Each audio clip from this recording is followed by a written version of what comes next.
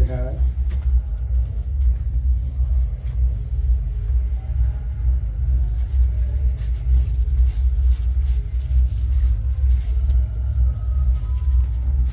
इसके दो दो पद पढ़ेंगे। 36 से पढ़ना शुरू करेंगे और 50 तक पढ़ेंगे। इधर नेहा से लगाओ। 7 अध्याय लूका 36 से 50 तक।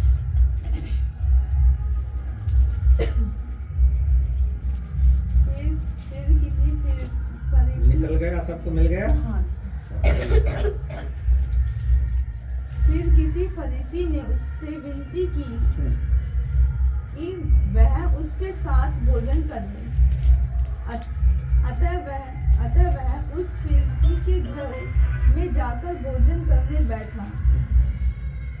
उस नगर की एक पापी स्त्री यह जानकर कि वह फरीसी के घर में भोजन करने बैठा है, संगमरमर के पात्र में इत्र लाई।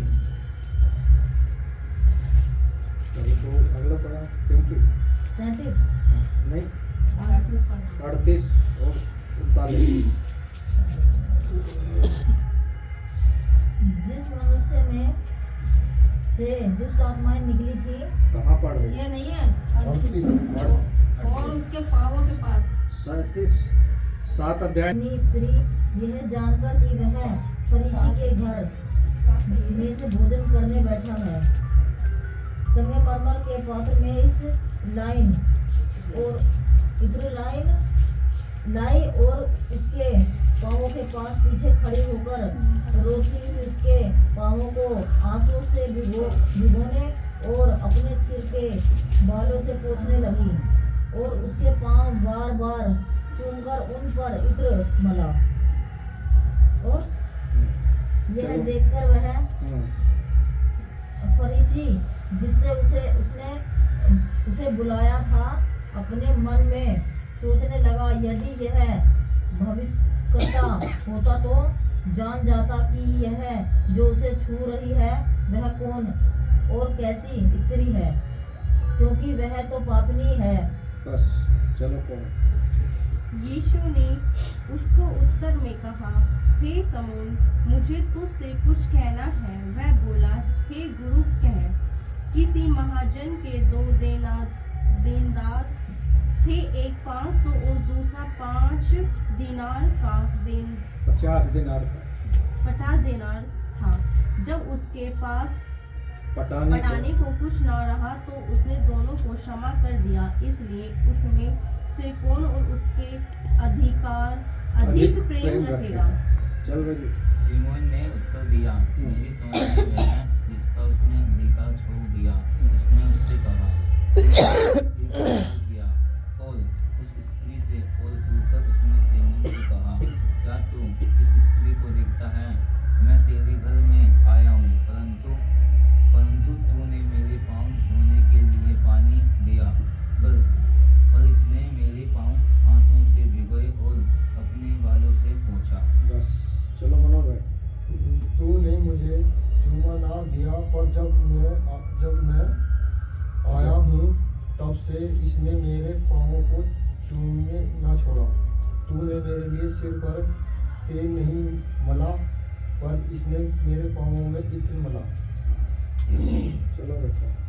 इसलिए मैं तुझसे कहता हूँ कि इसके पाप जो बहुत थे क्षमा हुए, क्योंकि इसने बहुत प्रेम किया। पर जिसका थोड़ा क्षमा हुआ है वह थोड़ा प्रेम करता है। और उसने स्त्री से कहा, तेरे पाप क्षमा हुए। चलो चंद्रकिरण।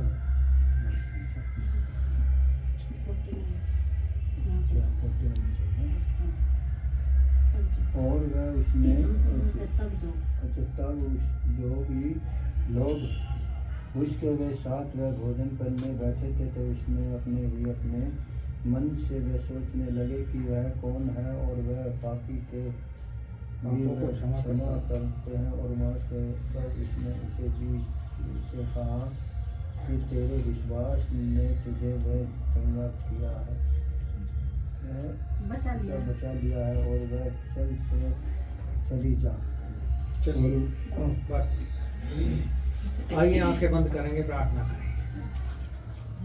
धन्यवाद हो प्यारे पिता, एक बार फिर से आपके पुत्र हमारे उद्धारकर्ता प्रभु यीशु के सामर्थी नाम का धन्यवाद करते हैं। इन गवाहियों के लिए धन्यवाद देना चाहते हैं कि हर पल हर क्षण हमारे साथ रहते हैं। हमारे जीवन में बड़े बड़े अद्भुत आश्चर्य कर्म आप करते हैं प्रभु। आपके किए हुए उपकारों के लिए और आश्चर्य कर्मों के लिए जितना धन्यवाद स्तुति बलिदान किया जाए उतना कम है प्यारे प्रभु।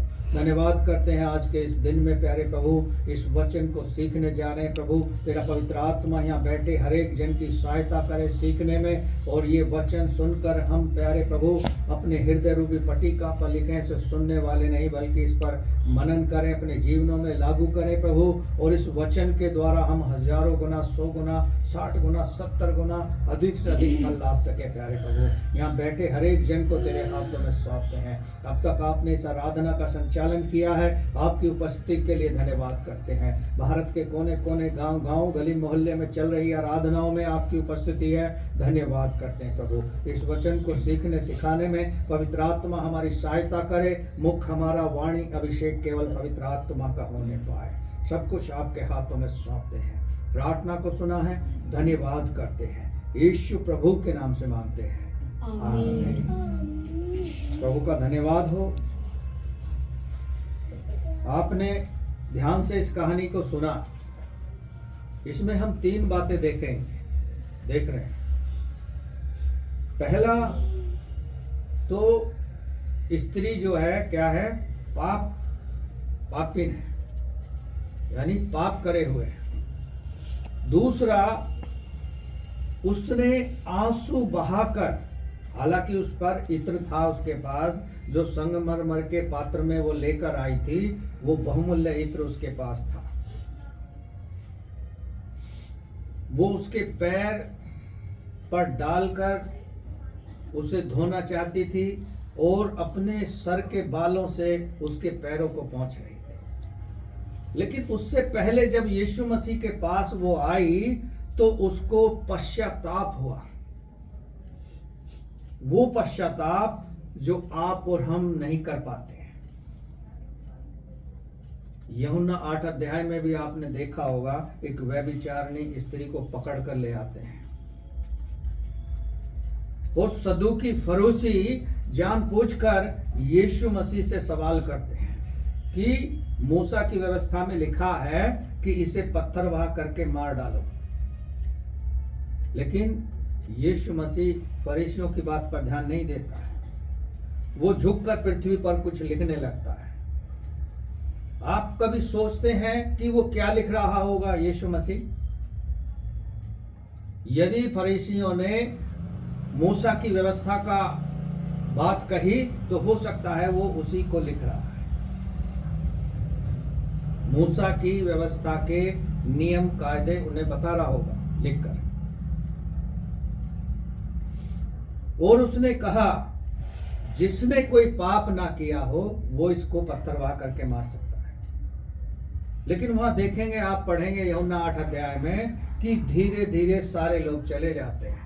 यीशु मसीह खड़ा होता है, जो झुककर पृथ्वी पर लिख रहा था वो शायद मूसा की व्यवस्था की नियम लिख रहा, व्यभिचार के बारे में लिख रहा होगा।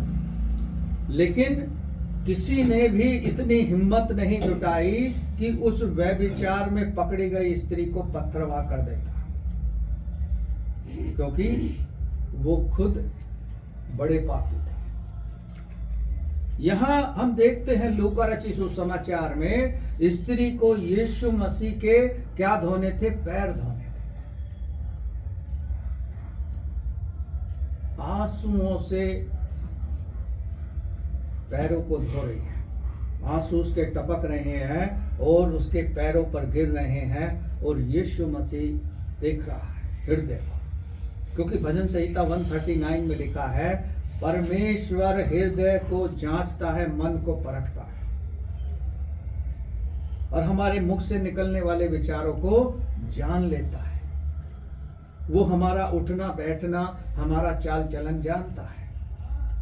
यीशु मसीह उस स्त्री को भी जानता था, लेकिन यीशु मसीह ने उसे रोका क्यों नहीं? क्योंकि जो उसके अंदर ग्लानि थी, पाप का श्राप उसके अंदर था, वो आंसुओं के द्वारा बहा रही थी। जब हमारा कोई प्रियजन हमें छोड़कर चला जाता है, तब वो आंसू बहाए जाते हैं। पिछले सप्ताह में एक फ्यूनरल में था, वहां मैं देख रहा था कि लोग कैसे अपने प्रियजन के जाने पर आंसू बहा रहे थे। वो आंसू जब प्रियजन के जाने पर बहाए जाते हैं, वो दुख के आंसू होते हैं। लेकिन यहां स्त्री जो आंसू बहा रही है, ये दुख के नहीं है, ये पश्चाताप के हैं।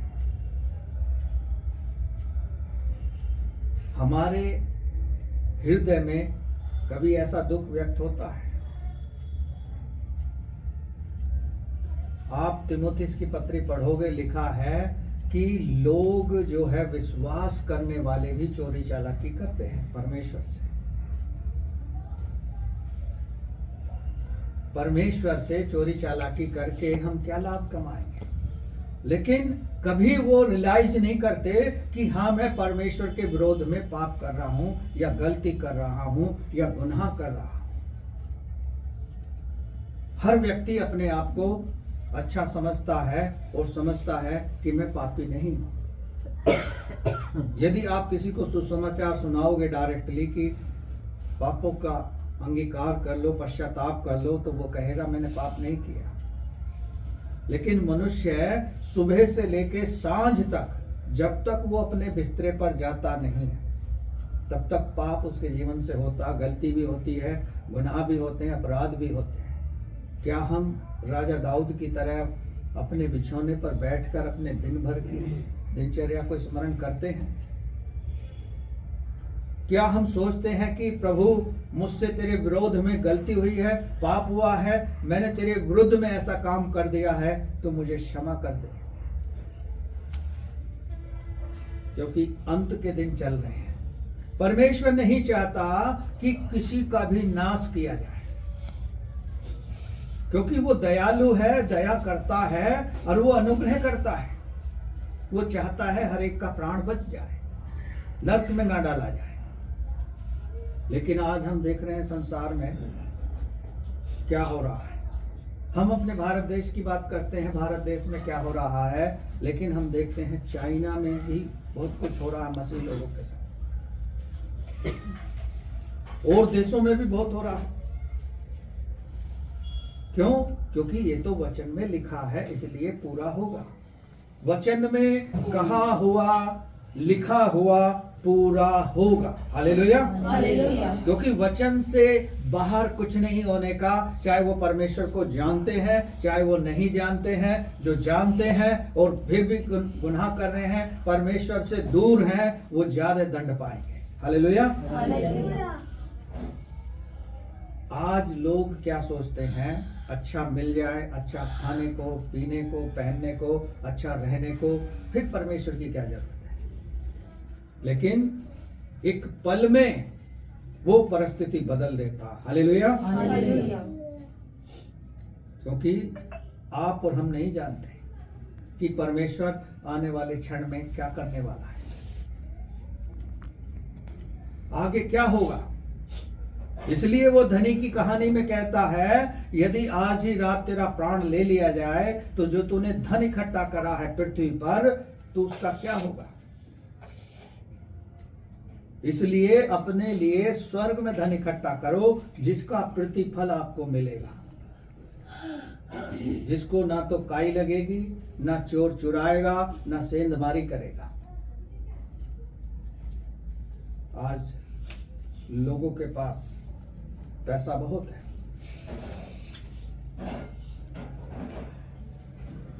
लेकिन परमेश्वर के लिए उनके पास क्या है? यहां इस पापिन स्त्री को देख रहे हैं, आंसू बहाकर यीशु मसीह के पैरों को धो रही है।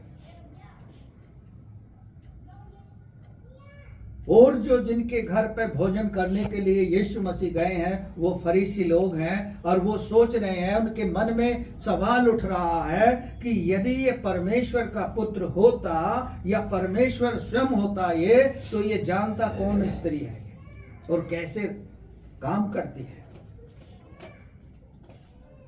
इसलिए उन लोगों को चिताने के लिए उसने शमौन पतरस से सवाल किया था। क्या कहा? मुझे तुझसे कुछ कहना है। क्योंकि यीशु मसीह जानता था जिसके घर में भोजन करने आया हूं उसको डायरेक्टली हर्ट करूंगा तो वो रिपेंड नहीं करेगा, पश्चाताप नहीं करेगा। इसलिए शमौन से बोलता है, और हमने पढ़ा भी है कि एक व्यक्ति के देनदार थे। एक कितने का था? 50 का था, और एक कितने का था? पढ़ा आपने? पढ़ो।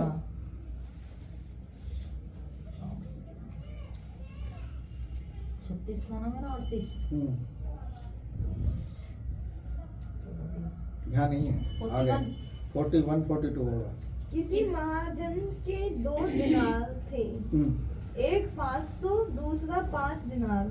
50 दिनार, एक 500 एक 50, दोनों दे नहीं पाए उस देनदार को, और उसने क्या किया? दोनों का क्षमा कर दिया। और फिर परमेश्वर का पुत्र यीशु मसीह सवाल करता है कि कौन सा उससे अधिक प्रेम करेगा, 50 वाला या 500 वाला? 500 वाला।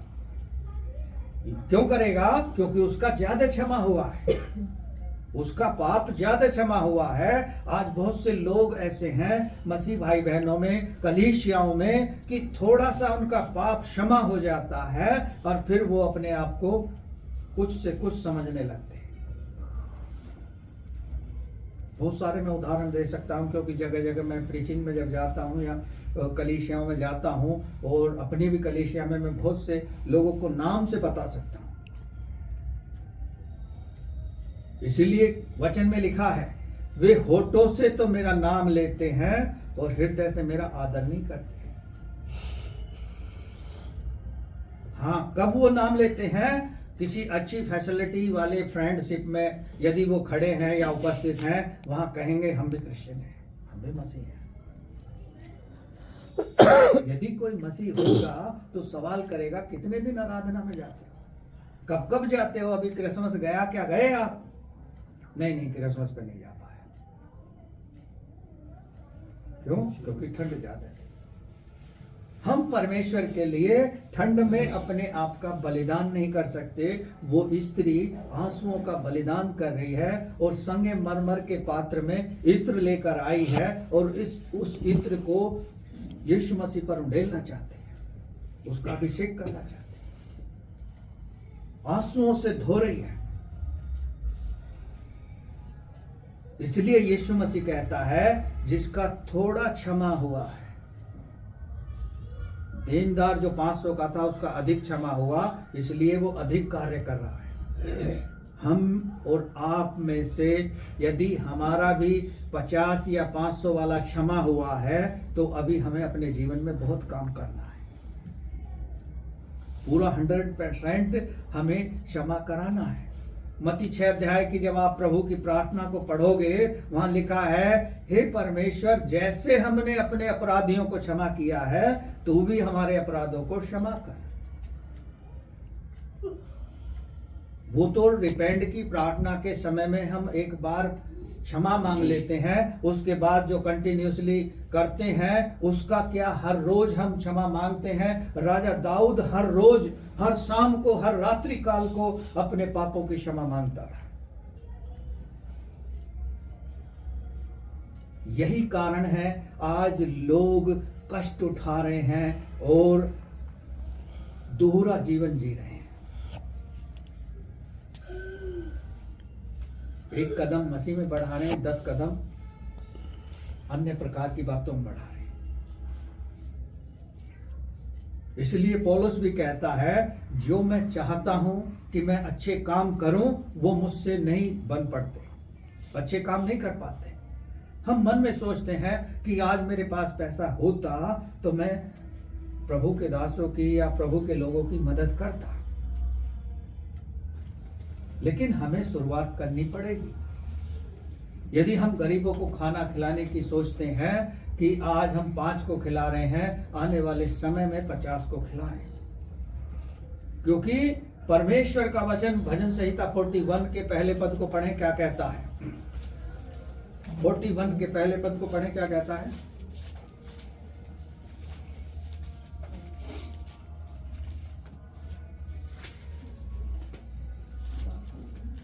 क्या ही धन्य है वह जो कंगाल की सुधि रखता है, हाँ विपत्ति के दिन यहोवा उसको बचाएगा। हाँ, कंगालों को, भूखों को, गरीबों को खिलाने वाला खाना वो हमारे लिए उस दिन काम आता है जब हम विपत्ति में होते हैं। हालेलुया। हालेलुया। परमेश्वर पर वो उधार देता है, परमेश्वर पर वो एहसान करता है, लेकिन क्या हम परमेश्वर पर एहसान कर रहे हैं? आप पुराने नियम को यदि पढ़ोगे, बहुत सारा दशवांश लिया जाता था, 7वें दिन भी लिया जाता था, 15 दिन में भी लिया जाता था, महीने में भी लिया जाता था, और सारी चीजों का लिया जाता था। गरीबों के लिए भी लिया जाता था और परमेश्वर के सेवा कार्य के लिए भी लिया जाता था।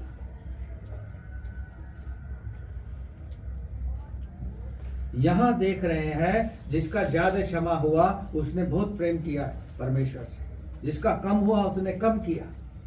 और आगे कहता है यीशु मसीह कि जब से ये आई है, इसने मेरे पैरों को चूमना नहीं छोड़ा और आंसू बहाना इसका बंद नहीं हुआ। कितने हृदय की गहराई से वो क्षमा मांग रही थी कि यीशु मसीह को भी कहना पड़ा, क्योंकि करके दिखाकर गया वो। आज हम परेशानी में होते हैं, विपत्ति में होते हैं, परीक्षा में होते हैं। मत्ती 4 अध्याय को पढ़ लेना, यीशु मसीह भी परीक्षाओं से गुजरा।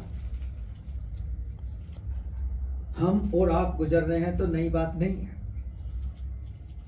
पहला पत्रस, दूसरा पत्रस में पत्रस भी कहता है कि यदि हमने धीरज धरकर और दुख उठाकर परमेश्वर के कार्य को कर रहे हैं तो हमारे लिए प्रतिफल है। यदि बुराई करके, बुरे काम करके हम लात घूसे खा रहे हैं, गाली गलौज सह रहे हैं, तो कौन सा अच्छा काम कर रहे हैं? कोई अच्छा काम नहीं कर रहे।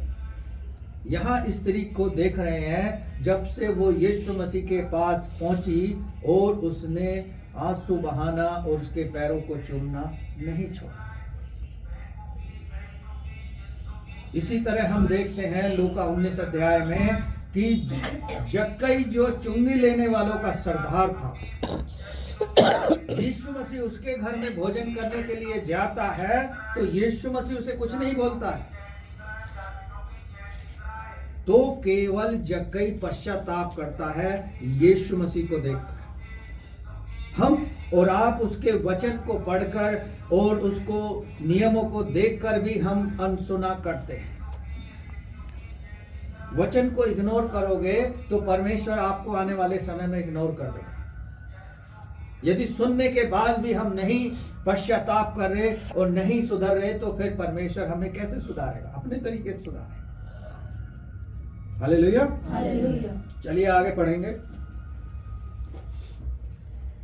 जब उनके पास पटाने को कुछ ना रहा तो उसने दोनों को क्षमा कर दिया। इसलिए उनमें से कौन उससे अधिक प्रेम रखेगा? समोन ने उत्तर दिया, मेरी समझ में वह है जिसका उसने अधिक छोड़ दिया। 44 पढ़ो आप, छोड़ो बाकी 44। और उस स्त्री की ओर फिरकर उसने समोन से कहा, क्या तू इस स्त्री को देखता है? मैं तेरे घर में आया, परंतु तूने मेरे पांव धोने के लिए पानी न दिया, पर इसने मेरे पांव आंसुओं से भिगोए और अपने बालों से पोंछा। हाँ, मैं तेरे घर में भोजन करने के लिए आया हूँ, रीति के हिसाब से हाथ धोने के लिए और पैर धोने के लिए पानी दिया जाता है, लेकिन तूने नहीं दिया। लेकिन इस स्त्री ने मेरे पैरों को आंसुओं से धोया है और अपने बालों से पोंछा है। हो सकता है सदूकी फरीसी जिसने भोजन करने के लिए बुलाया था वो यीशु मसीह की परीक्षा ले रहा था, क्योंकि सदूकी फरीसियों के मन में कुछ ना कुछ चलता रहता था यीशु मसीह के बारे में।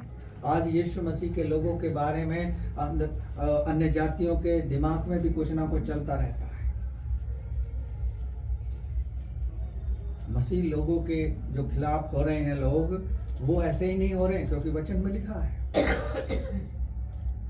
जब आप वचन को पढ़ोगे तो वचन के रहस्य आपको समझ आएगा और वचन की गूढ़ बातें आप पे प्रकट करेगा परमेश्वर। यदि नहीं बंद करके रखे रहोगे तो परमेश्वर कुछ नहीं कर सकता, वो केवल आपको चिता सकता है। यहां देख रहे हैं उसने पानी तक नहीं दिया, लेकिन उस पापिन स्त्री ने आंसुओं से यीशु मसीह के पैरों को धो दिया। आगे पढ़े। तूने मुझे चूमा न दिया, पर जब से मैं आया हूँ तब से इसने मेरे पाँव का चूमना न छोड़ा। तूने मेरे सिर पर तेल नहीं मला, पर इसने मेरे पाँव पर इत्र मला। इसीलिए मैं तुझसे कहता हूँ कि इसके पाप जो बहुत थे क्षमा हुए, क्योंकि इसने बहुत प्रेम किया। पर जिसका थोड़ा क्षमा हुआ है वह थोड़ा प्रेम करता है। और उसने स्त्री से कहा, तेरे पाप क्षमा हुए। हाँ, जो थोड़ा क्षमा करता है उसका थोड़ा ही क्षमा होता है। ये हम याद रखें, स्मरण रखें, क्योंकि ये वचन हमें कुछ शिक्षा देकर जाएगा। आगे। तब जो लोग उसके साथ भोजन करने बैठे थे वे अपने अपने मन में सोचने लगे, यह कौन है जो पापों को क्षमा भी करता है। पर इसने स्त्री से कहा, तेरे विश्वास ने तुझे बचा लिया है, कुशल से चली जा। तेरे विश्वास ने तुझे बचा लिया है। नई बात क्या आती है सामने कि स्त्री को देखते हुए भी जो लोग उसके साथ बैठकर भोजन कर रहे थे, उन्होंने सोचा ये व्यक्ति है कौन जो पापों की क्षमा करता है, पापों की क्षमा करता है। यदि जब आप कभी ऐसी परिस्थिति में होंगे कि आपके द्वारा कोई आश्चर्य कर्म हुआ हो या कहीं प्रार्थना करने गए हो या प्रार्थना में हो, तो लोग आपको देखेंगे अजीब तरीके से कि ये कौन है व्यक्ति जिसके पास इतनी सामर्थ्य है।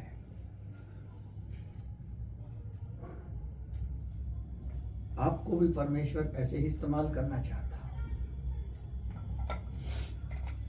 जो सो रहे हैं वो हमेशा सोते रहेंगे, वो जागेंगे नहीं कभी। लेकिन जब परमेश्वर आएगा तब भी वो सोते हुए मिलेंगे और उठा के उनको दूसरी तरफ डाल देगा, क्योंकि वो अपने कार्यों से प्रकट कर रहे हैं। यिर्मयाह 33 अध्याय के 3 पद को घर पे जाके पढ़ लेना। लिखा है, मुझसे प्रार्थना कर, मैं तुझे बताऊंगा और गूढ़ बातें प्रकट करूंगा। जब तक हम इस वचन को ना पढ़ेंगे तो वो हम पे कैसे प्रकट करेगा, कैसे हमारे जीवन के बारे में बताएगा कि क्या कर रहे हो, कहाँ जा रहे हो, किस मार्ग पे चलना है, किस लक्ष्य को पूरा करना है। परमेश्वर हमसे और आपसे प्रेम करता है। उसने हमारे और आपके लिए अपना बहुमूल्य लहू बहाया है। उस लहू बहने से, कोड़े खाने से हमें चंगाई और छुटकारा मिलता है।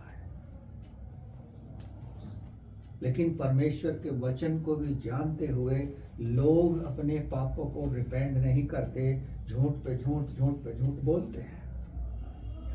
वो झूठ का आत्मा हमारे अंदर जब कार्य करता है तो हमें नरक की ओर मोड़ देता है, हमारे मार्ग को डिस्ट्रैक्ट कर देता है। और शैतान आज यही कर रहा है। दृढ़ता से परमेश्वर ने जो मार्ग दिखाया है और जिस मार्ग पर आप चल रहे हो उस मार्ग में बने रहो। परमेश्वर आपको बहुत की आशीष देगा। इस स्त्री से यीशु मसीह कह रहा है, जा, तेरे विश्वास ने तुझे बचा लिया, कुशल से चली जा। हमारा विश्वास कैसा है और हम सबका विश्वास कैसा है ये परमेश्वर जानता है। हम बहुत जल्दी निर्णय कर लेते हैं कि ये बहन ऐसी है, वो भाई ऐसा है, ये उसके साथ ऐसा करती है, वो उसके साथ ऐसा करती है। ये न्याय हम हमारे अधिकार क्षेत्र में नहीं है। परमेश्वर न्याय करने वाला है। जब वो न्याय करेगा तो फिर नहीं कहेगा जैसे इस स्त्री से कहा कुशल से चले जाओ। तब हमारे पास ग्लानि और गिड़गिड़ाहट के सिवा कुछ नहीं रहेगा, क्योंकि अब हम गिड़गिड़ा नहीं रहे, हम वचन नहीं पढ़ रहे, प्रार्थना नहीं कर रहे, संगति को अटेंड नहीं कर रहे। जो लोग सो रहे हैं वो सो रहे हैं। नए वर्ष की उन्हें पता नहीं कि प्रार्थना होगी। जो पुराने विश्वासी हैं उन्हें नहीं पता। हर वर्ष 15 अगस्त की उपवास प्रार्थना होती है, उसमें भी वो ये कहते हैं हमें नहीं पता। जब चर्च की एक्टिविटी में शामिल नहीं रहोगे तो चर्च के बारे में पता क्या होगा? कुछ नहीं होगा। यदि हम उसमें सम्मिलित रहेंगे तो हमें पता होगा कि आज संडे है, आज आराधना है और कल उपवास प्रार्थना है, क्योंकि परमेश्वर सब कुछ करने वाला है। आज हम अच्छे दिन बिता रहे हैं तो उसका अनुग्रह है, बुरे दिन बिता रहे हैं तो उसका अनुग्रह है, पीड़ाओं से गुजर रहे हैं तो उसका अनुग्रह है। राजा दाऊद कहता मैं हर समय हर परिस्थिति में परमेश्वर का ही धन्यवाद करूंगा। हालेलुया। परमेश्वर अपने वचन पर